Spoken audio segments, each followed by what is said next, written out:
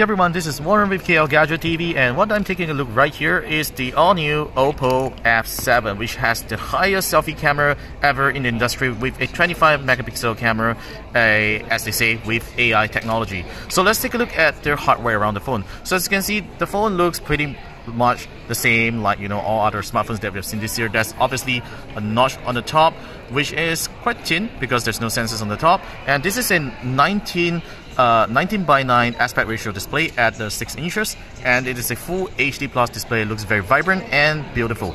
So underneath here we have a speaker grill, and next to it is a headphone jack. Uses micro USB port to charge the phone. There's no volt charging supported, unfortunately.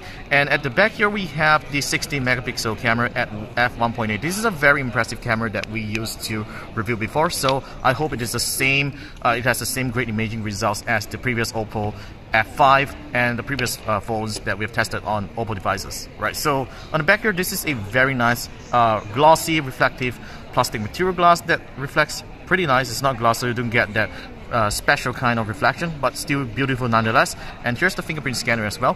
Fingerprint scanner looks glossy as well. It is a new design of the Oppo F7. So software wise, it has kind of improved a little bit. This runs on ColorOS 5 based on Android 8.1 Oreo. So as you can see, the software has changed a lot. I mean, I really hate the fact that the last time that they had the notifications placed on the top, whereby you got to swipe from the bottom for the toggles. So now it's all back to the top right now.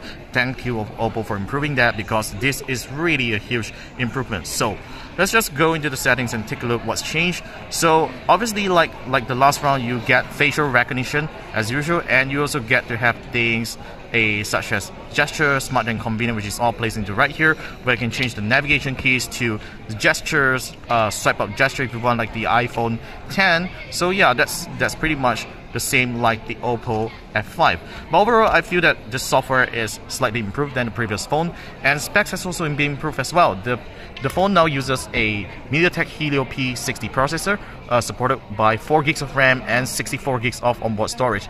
And most importantly, it actually still supports the three slot SIM tray, which means you don't need to sacrifice the second SIM slot for expanding your memory. So yeah, this has been a quick look at the Oppo F7. Before we end this video, we're going to take a look at the camera. There we go. So as you can see, the camera interface is pretty much the same like the previous phone.